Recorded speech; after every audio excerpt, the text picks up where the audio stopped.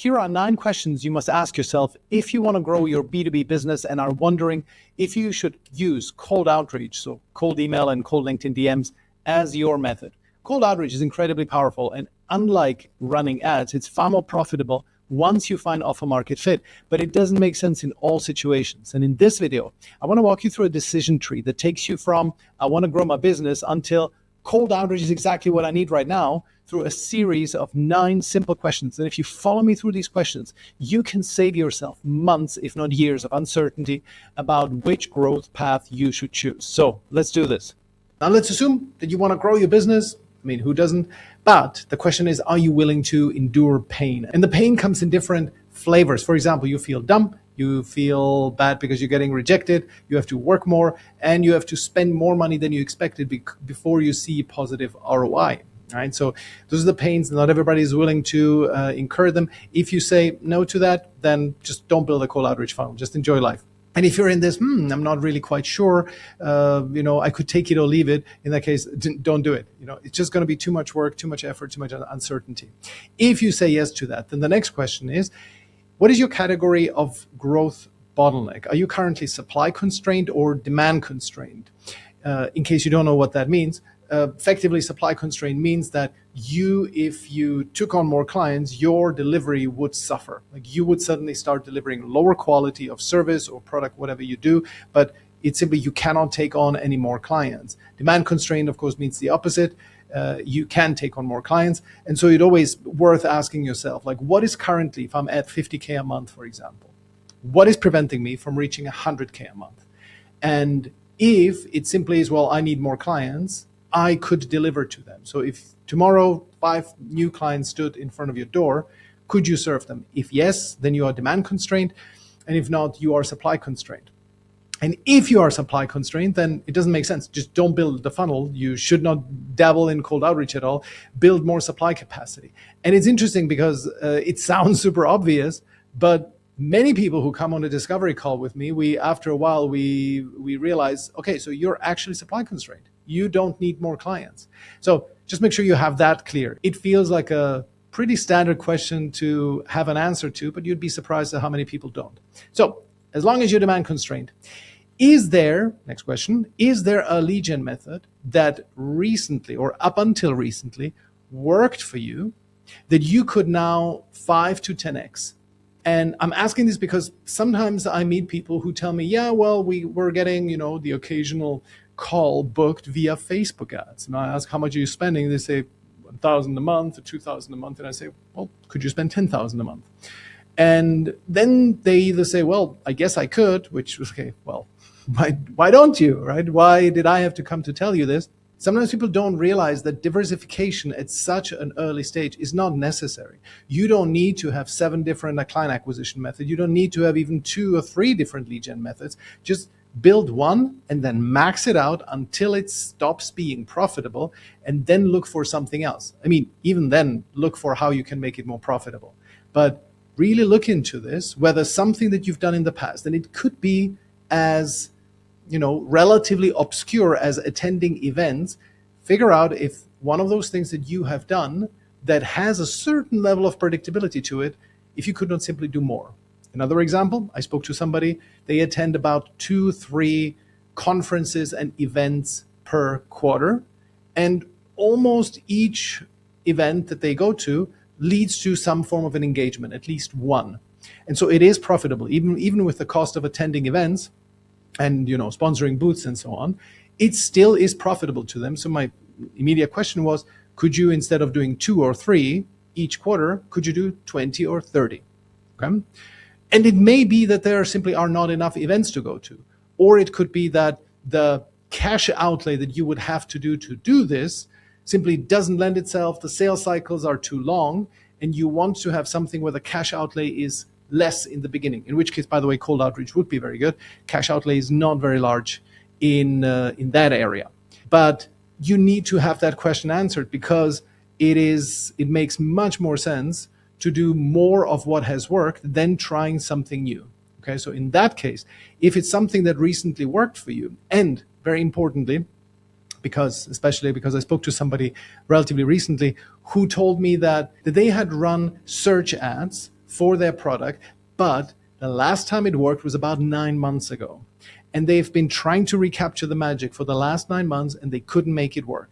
In that case, it's probably better if you look for something new, if you've really gave it a good shot, that it was a fluke. 9 months ago, it worked, and now it simply stopped working. Maybe Google changed something about how they serve up ads. In that case, okay, look for something else, and cold outreach should be part of your considerations. But really see if you have explored all the alternatives. It's always more important, always better to do more of what has worked rather than trying something new. Okay, so if there is no lead gen method that you recently tried that you could 5 or 10x, then let's ask ourselves, is cold outreach even an option for you? Like, do you fit the criteria?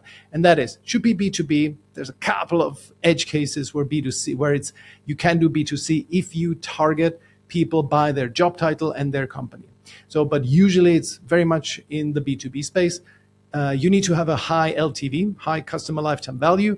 I like to pin it at 5,000, ideally 10,000 or more. Like, the higher the better. We're right now working with 2 business brokers, and it's wonderful to work with them because they have an LTV, a customer lifetime value of easily 100,000, if not more.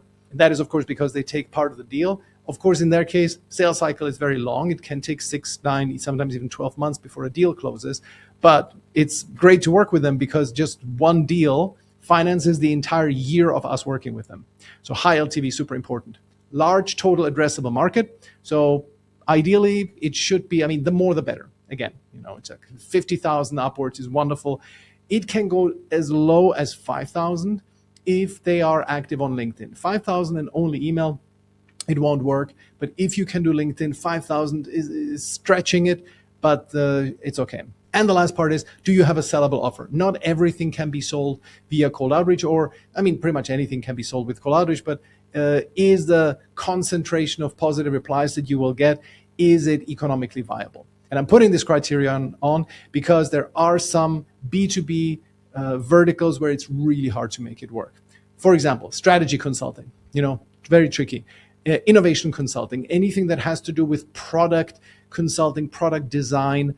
One of the reasons is that I call it the inner sanctum problem, because you are dealing with matters that are very much inside the inner citadel of the company. It's very personal. It's very like, people don't want to open their kimono on a strategy problem to somebody who just approached them. These are the classic things that you will ask around. You will look for somebody who's well renowned. And it's not like you can go walking around, hey, do you need some strategy consulting, right? Like you can with, hey, we can reduce your cost, or we can do lead gen services for you. So it needs to be a sellable offer. Also, it should address something I call the pain plateau. There's a video that I made on the topic of pain plateaus versus pain peaks. Usefully, if you watch that, it effectively means that you need to be addressing a problem that the company experiences on a relatively frequent basis, or on a constant basis. Like, it pops up every 2-3 months, or it is a constant hum of pain that the company experiences. If it's a pain peak, if it happens once every 2-3 years, again, cold outreach will not be the best thing. So if you meet those criteria, or if you don't meet those criteria, don't build a cold outreach funnel. You need enterprise sales, meta ads, or content. Okay. And so the next question is cold outreach better for you than the alternatives? There are 4 major client acquisition methods: content, which can be long form content like this on YouTube, social media content, and SEO. Then there's networking, events, and speaking. There's ads, which can be search ads, so Google ads, bottom of the funnel, or interruption ads, which tend to be more on the meta side. And then number 4 would be cold outreach. And you should ask yourself, well, actually, is one of those other methods is better for me? Is it better for me? And if you conclude that, no, I want to do content or networking, then just obviously don't build a cold outreach funnel, do content or do some networking. But you have to understand the limitations of those 2 methods. First of all, content, you could be doing content for a long time before you see any positive return on investment from that.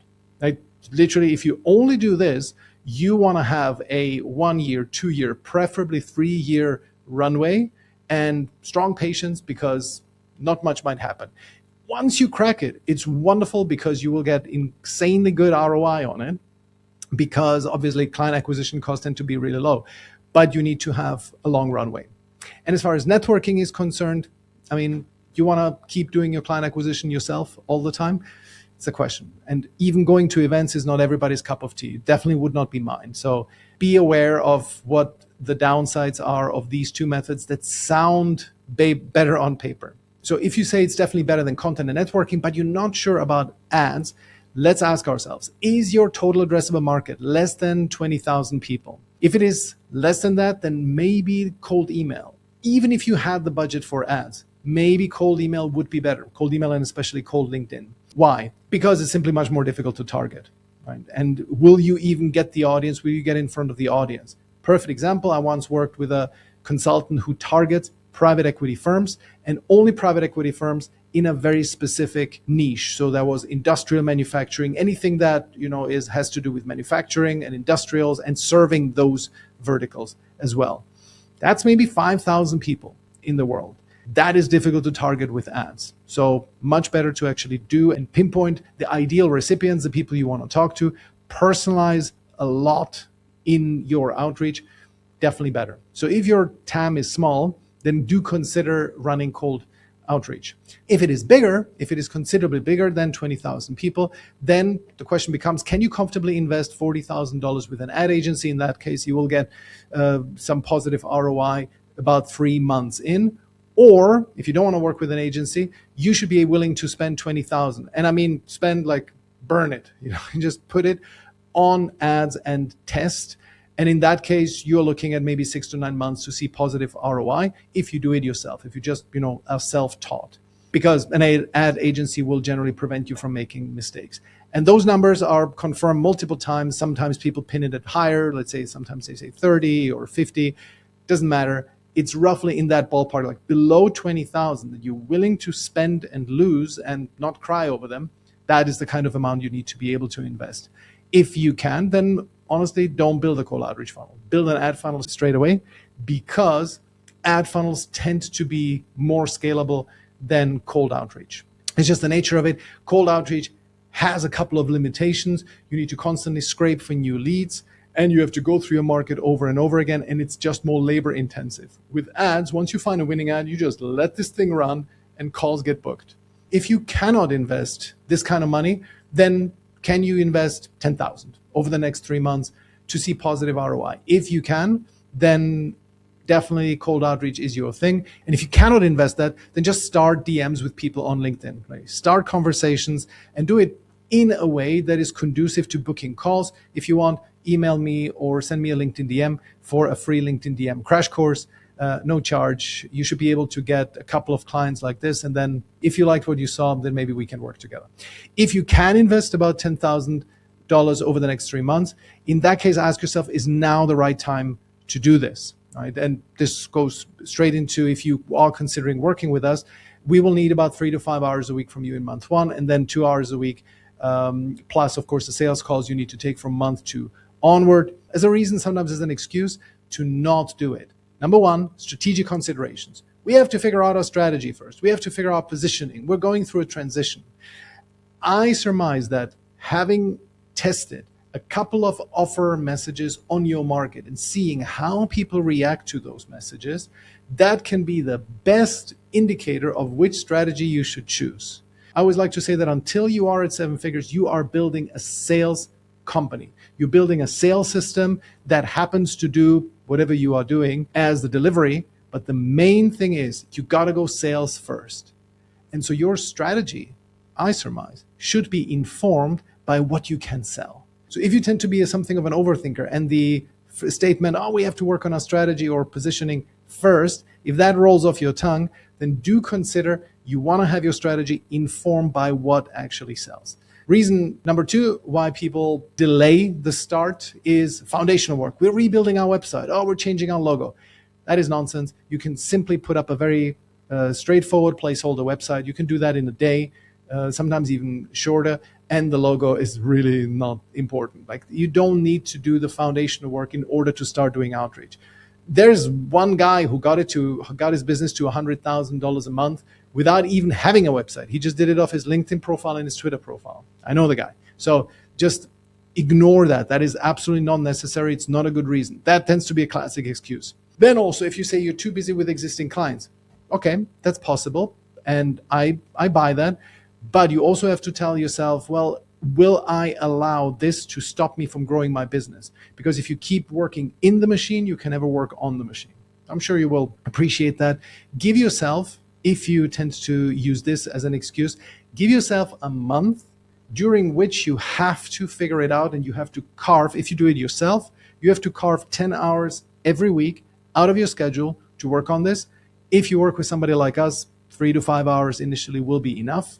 But too busy with existing clients is very much like the person who chops down the tree and does not have time to sharpen his axe. Like, you will continue working in the business and working inefficiently if you don't have time to elevate yourself above it and design the system for future growth. And then, of course, there's these classic things like, travel coming up, or difficult personal situations, problematic co-founder, senior employee situations. I totally get it. And this is very personal. I understand why this could be relevant for you, but always ask yourself, do I allow this to completely disrupt the flow of my business? Okay. And so if now is the right time, if you believe that some of the reasons you've given yourself might be excuses, then we should talk. Right? We design these types of systems, cold outreach funnels for our clients, need to be in B2B. Ideally, you're making $20,000 or more per month already. You got to have a large total addressable market. Ideally, 10,000 more is always better. Same with the customer lifetime value, 5,000 or more. And you need to have a reasonably sellable offer. So if you're an executive coach, strategy consultant, then probably we wouldn't be a fit. But if you're not, and if you believe that your audience would respond positively to cold emails, then we should talk. And if now is not the right time, then don't build a cold outreach funnel now, and let's reconnect when the time is right.